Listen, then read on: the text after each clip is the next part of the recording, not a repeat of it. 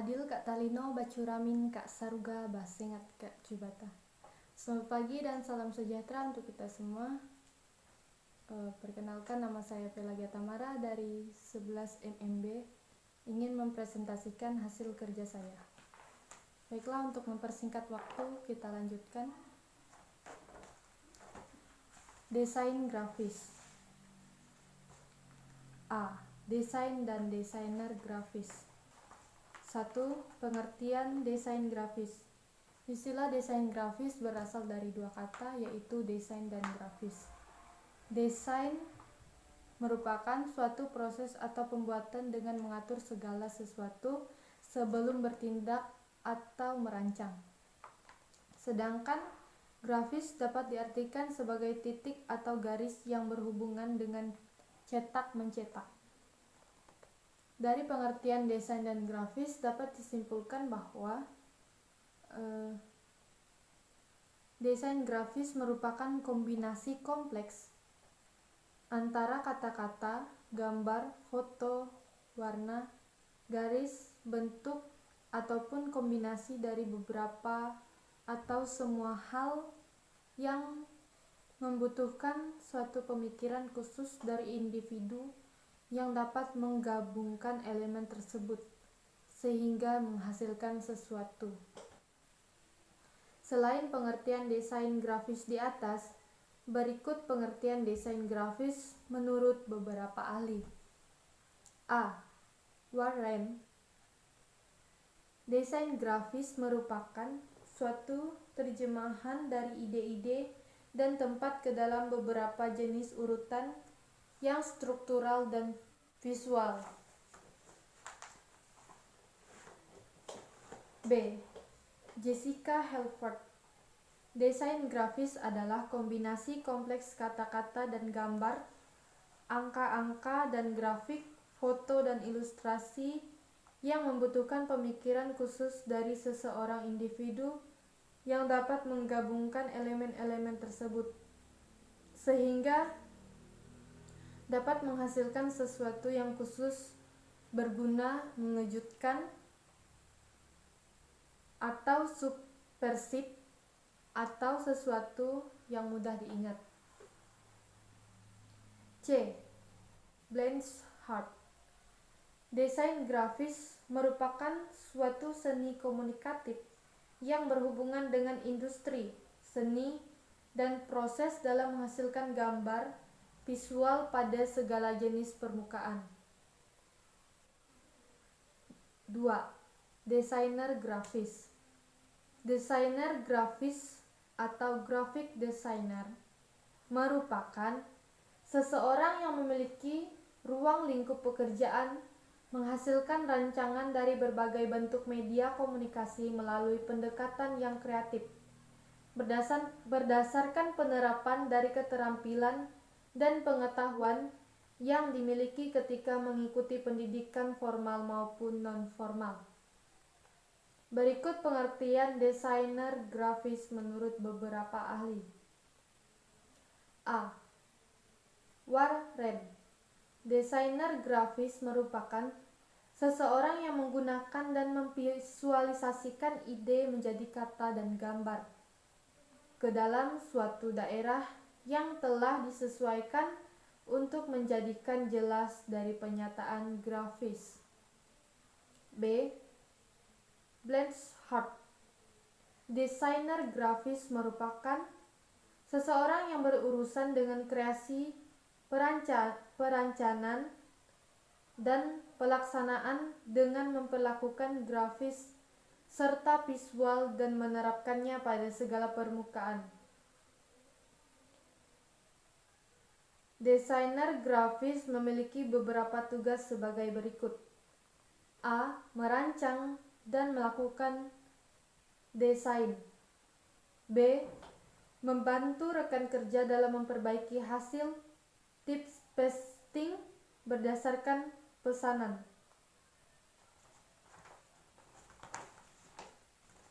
C. Menuliskan kekhususan dari layout yang meliputi hal-hal berikut. 1. Menentukan ukuran halaman pada Master page layout. 2. Memiliki kertas. Maksud saya memilih kertas. 3. Memilih dan menentukan tipografi. 4. Membuat brooks dari ilustrasi. 5. Menentukan kualitas foto.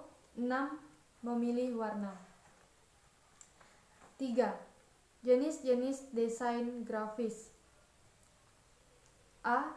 Printing atau percetakan, yang memuat desain buku, majalah, poster, booklet, leaflet, flyer, pamflet, periklanan, dan publikasi lain yang sejenis.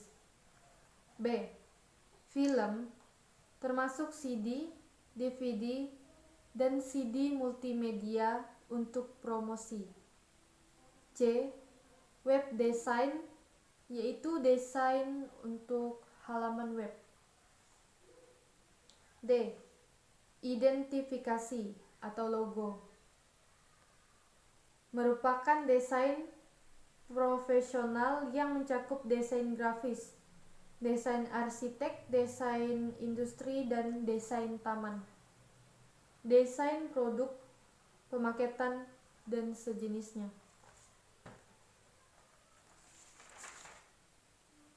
B. Nirmana dalam desain grafis.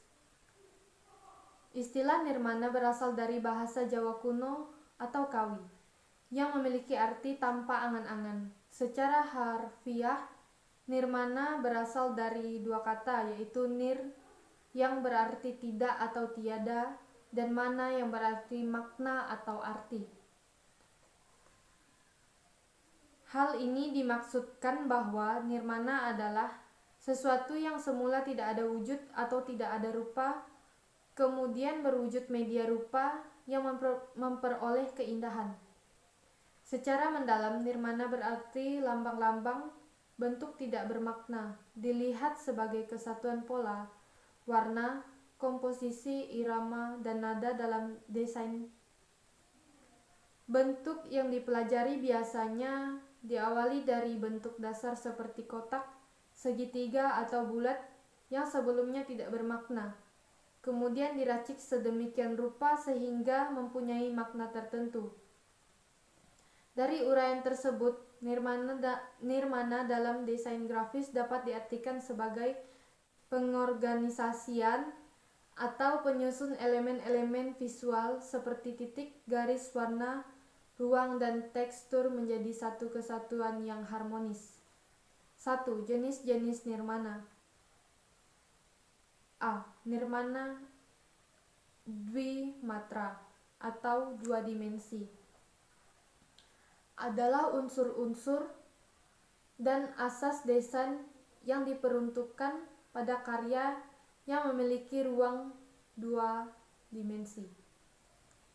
Kegunaan dari membuat nirmana dua dimensi ialah untuk melatih kepekaan seseorang terhadap unsur-unsur seni rupa seperti garis, warna, bentuk, serta bagaimana menerapkannya. B.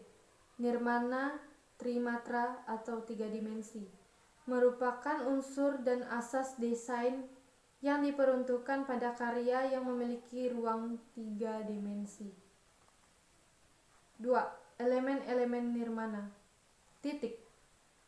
Titik atau disebut juga dengan dot, point, notah, atau period. Titik merupakan suatu bentuk kecil yang tidak mempunyai dimensi. Garis. Garis adalah suatu goresan yang diakibatkan sebuah titik bergerak atau berjalan di alur yang dilalui secara bersama atau berimpitan.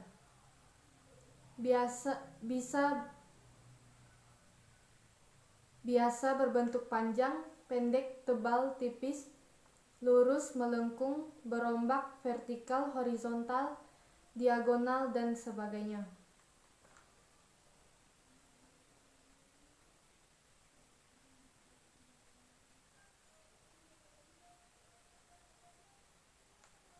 Terdapat 4 macam jenis garis sebagai berikut. 1. Garis lurus. Terdiri atas garis horizontal, diagonal, dan vertikal. 2. Garis lengkung atau mengapung. Terdiri atas garis lengkung kubah, garis lengkung busur, dan lengkung mengapung. 3. Garis majemuk.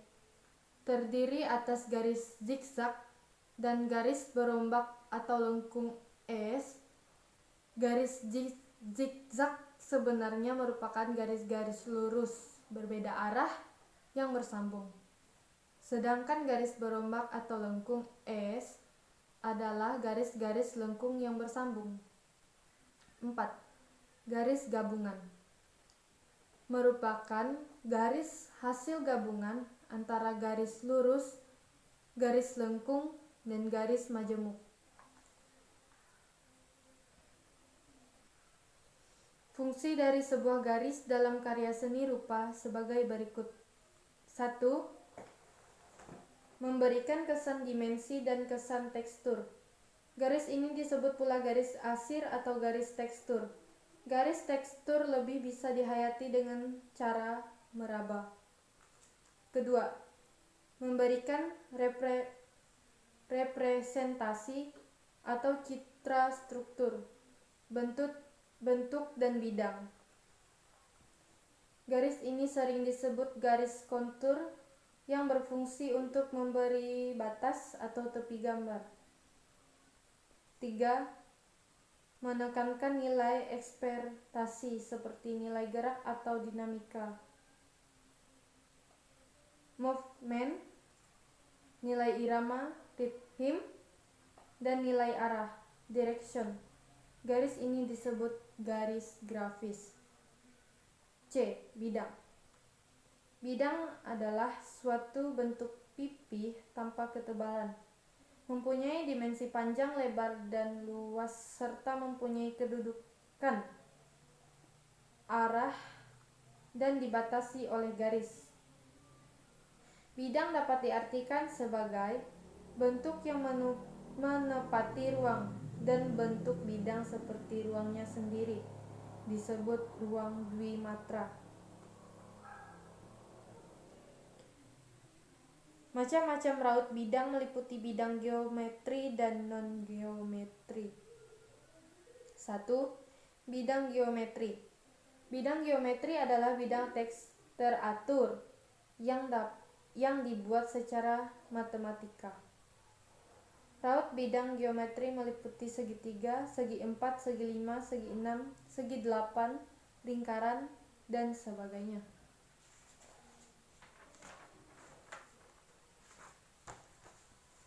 2. Bidang non-geometri. Bidang non-geometri adalah bidang yang dibuat secara bebas.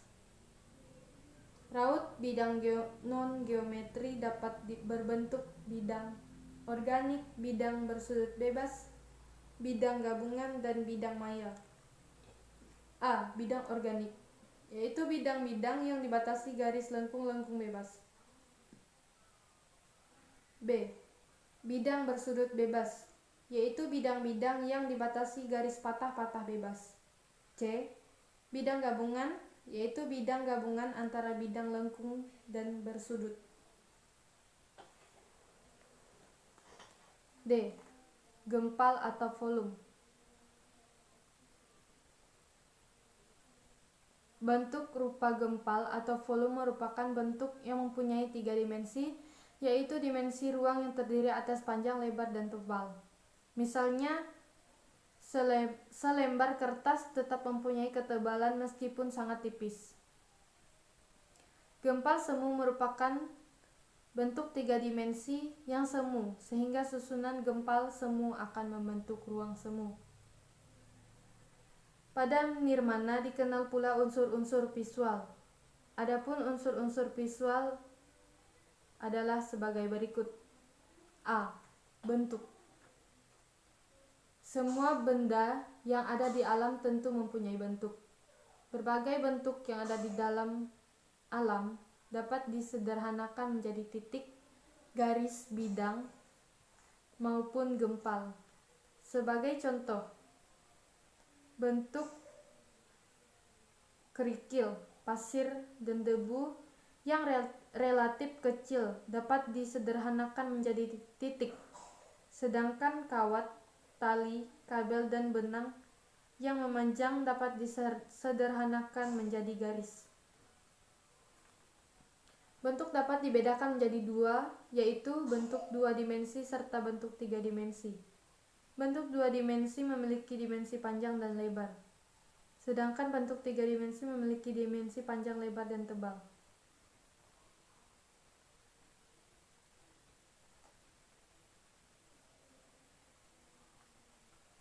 Berdasarkan sifatnya, bentuk dapat dibagi menjadi tiga kelompok sebagai berikut.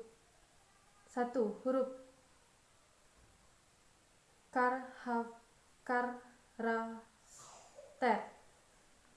dipresentasikan dalam bentuk visual yang dapat digunakan untuk membentuk tulisan sebagai wakil dari bahasa verbal dalam bentuk visual langsung seperti A, B, C, dan sebagainya. 2. Simbol atau simbol dipresentasikan dalam bentuk visual yang mewakili bentuk benda secara sederhana dan dapat dipahami secara umum.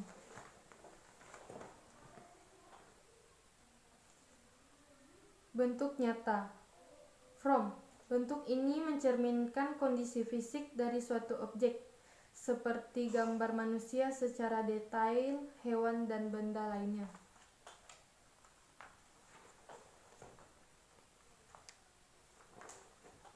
B. Ukuran. Ukuran bisa berupa besar, kecil, panjang, pendek, tinggi, ataupun rendah. Ukuran tersebut bersifat nisbi atau relatif, artinya ukuran tidak bernilai mutlak, tergantung terhadap area di mana bentuk tersebut berada. C. Tekstur. Tekstur adalah nilai atau ciri khusus atau khas suatu permukaan atau raut. Umumnya, orang menyebut tekstur adalah hal yang berhubungan dengan sesuatu yang sifat permukaannya kasar. Padahal permukaan yang halus pun merupakan tekstur, di mana nilai, sifat, atau ciri khas permukaan atau teksturnya halus. Secara sederhana, tekstur dapat dibedakan menjadi 4. 1. Tekstur kasar, nyata, mengindikasikan nilai yang sama antara penglihatan dan rabaan. Tekstur kasar nyata dilihat tampak kasar dan ketika diraba pun terasa kasar. Tekstur kasar nyata dapat berwujud tekstur alami dan buatan. Contoh tekstur alami adalah tekstur batu, kerikil, kulit pohon, kulit batang, dan sebagainya. Kulit binatang, dan sebagainya. Contoh tekstur buatan dapat dibuat dengan beberapa macam cara untuk mendapatkan kekasarannya, misalnya dengan ditatah, diukir, ataupun dibuat meniru alam. Tekstur kasar, semu, artinya tekstur yang terlihat kasar namun jika diraba nyatanya halus. Terdapat dua macam tekstur kasar semu, yakni A. Tekstur hias manual, merupakan tekstur yang menghiasi permukaan dan dibuat secara manual. Contohnya adalah goresan dengan kapas, bentuk goresan silang-silang, serta goresan dengan spons. B. Tekstur mekanik adalah tekstur yang dihasilkan dari proses alat mekanik, misalnya jangka.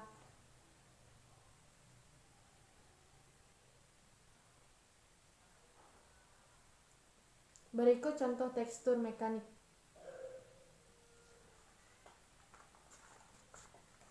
Ini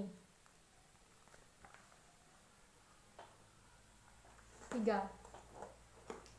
Tekstur halus adalah tekstur yang dilihat halus dan ketika diraba pun halus. Tekstur halus dapat berupa kesan licin, mulus, atau mengkilap.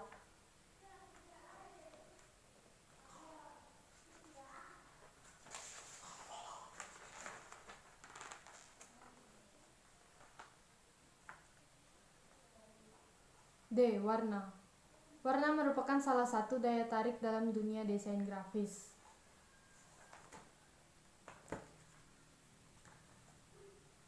Warna bersifat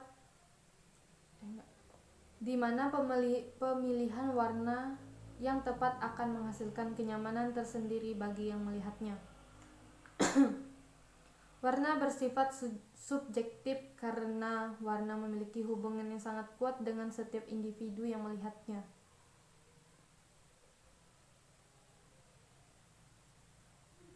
G.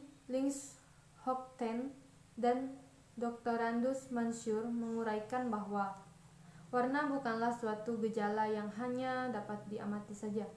Warna juga memengaruhi kelakuan, memegang peranan penting dalam penilaian, dan menentukan suka tidaknya terhadap suatu benda. 1. Fungsi warna. A. Fungsi identitas. Maksudnya, seseorang dapat mengenali sesuatu dari warnanya. Sebagai contoh, warna pada bendera. B. Fungsi isyarat. Maksudnya, warna dapat memberikan tanda-tanda atau sifat atau kondisi. Misalnya pada lampu lalu lintas, warna merah memberikan isyarat untuk berhenti, warna kuning untuk berhati-hati, sedangkan warna hijau memberikan isyarat bahwa kendaraan boleh melaju. C. Fungsi psikologis. Maksudnya, warna dapat memberikan kesan perasaan tertentu kepada orang yang melihatnya.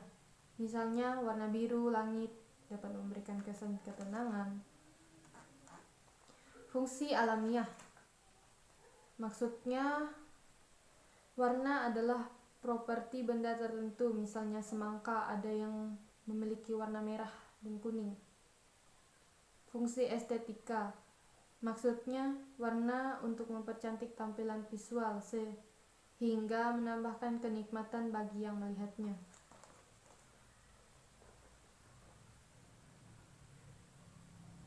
2. Jenis-jenis warna. Warna merupakan unsur penting karena warna merupakan bahasa komunikasi tersendiri yang disampaikan melalui visual atau indera penglihatan. Secara umum terdapat 5 klasifikasi warna, yaitu adalah A. Warna primer. Primary colors merupakan warna yang keberadaannya sudah demikian. Artinya bukan tercipta dari pencampuran warna lain. Warna primer terdiri dari warna merah, kuning, dan biru. B. Warna sekunder. Secondary color merupakan warna yang dihasilkan dari pencampuran dua warna primer. Warna sekunder terdiri dari warna orange atau jingga, ungu atau violet, dan hijau. 1. Warna orange diperoleh dari percampuran warna merah dan kuning. Warna ungu diperoleh dari pencampuran warna merah dan biru. 3. Warna hijau diperoleh dari percampuran warna biru dan kuning. Apabila 3 warna primer dan 3 warna sekunder digabungkan, maka akan menjadi kelompok 6 warna.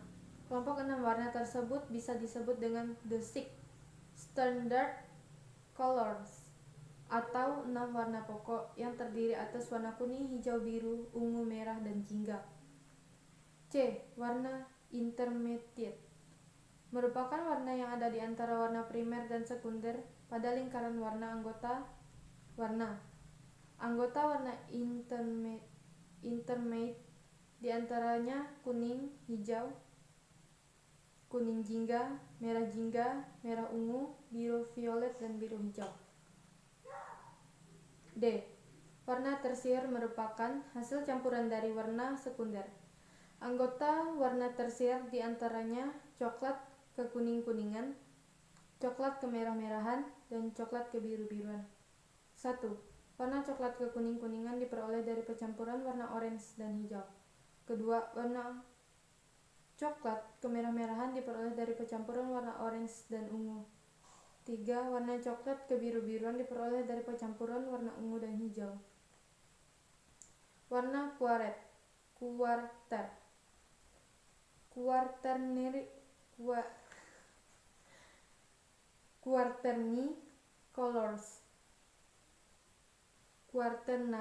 colors.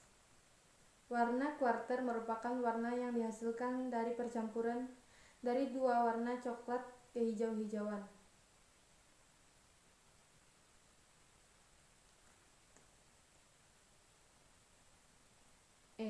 Warna quaternary colors. Warna quarter merupakan warna yang dihasilkan dari percampuran dari dua warna tersier. Warna yang termasuk dalam warna quarter diantaranya coklat kejinggaan, coklat kehijau-hijauan, dan coklat keungu-unguan. Warna coklat kejingga-jinggaan diperoleh dari pencampuran warna coklat kemerah-merahan dan coklat kekuning-kuningan. 2. Warna coklat kehijau-hijauan diperoleh dari pencampuran warna coklat kekuning-kuningan dengan coklat kebiru-biruan. 3. Warna coklat keungu-unguan diperoleh dari pencampuran warna coklat kemerah-merahan dengan coklat kebiru-biruan. Sedangkan menurut asal kejadiannya, warna digolongkan menjadi warna additif dan subtraktif. Warna additif merupakan warna yang ditimbulkan dari cahaya.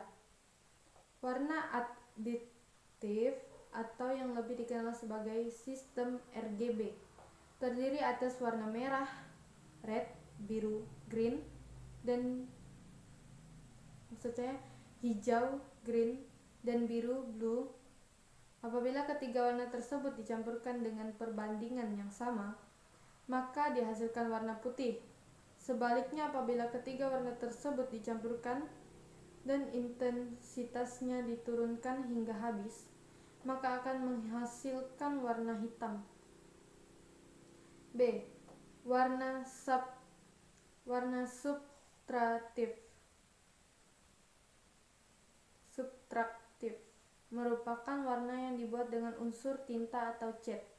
Warna subtraktif terdiri atas cyan atau cyan, magenta, dan kuning yellow. Oleh karena itu, warna subtraktif dikenal dengan istilah CMYK.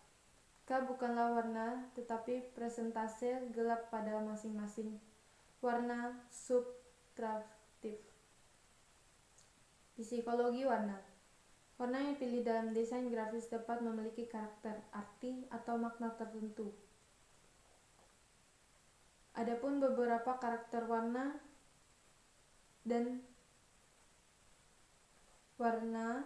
arti, dan makna. Merah. Maknanya lambang keberanian, kemarahan, dan kekuatan. Aktif, energik, marah, berani, peringatan, bahaya, dan positif. Biru. Lambang kegunaannya meyakinkan, ketangguhan iman, kesetiaan, kebenaran, kemurahan hati, kecerdasan, perdamaian, kesatuan, kepercayaan, dan lain-lain. Artinya dingin, pasif, melankolis, sayu, sendu, sedih, tenang, berkesan jauh, mendalam, dan tak terhingga tetapi cerah. Kuning. Keadaan terang dan hangat, gembira, marah, supel, riang, dan ceria. Cerah. Kuning tua dan kuning kehijau-hijauan mengolosiasikan sakit, penakut, iri, dan lain-lain. Hijau, lambang kesuburan, keseimbangan, keselarasan, kesegaran, dan identik dengan pertumbuhan dan lingkungan yang alami. Natural. Orange sering dianggap sebagai warna dari inovasi dan pemikiran modern. Warna ini mengandung arti muda, fun, serta keterjangkauan, sehingga banyak digunakan sebagai warna pengumuman diskon penjualan. Ungu, lambang kebesaran, kejayaan, kenikratan, kebangsawanan, kebijaksanaan, dan pencerahan. Identik dengan cantik, spiritual, misteri, dan arogan atau keangkuhan. Putih melambangkan cahaya, bersih, kesucian, kemurnian, kejujuran, ketulusan, ketentraman, kesopanan, keadaan tidak bersalah, dan simpel. Hitam praktis, serius, dan tegas. Identik membawa sifat kekuatan, kemewahan, kematian, keanggunan, misteri, kesedihan, dan ketakutan. Abu-abu melambangkan kesan elegan, eksklusif, ketenangan, kemurungan, dan ketidakceriaan. Coklat identik dengan warna tanah atau warna natural, memiliki kesan kesunyian, kepercayaan, sopan, arif, dan bijaksana.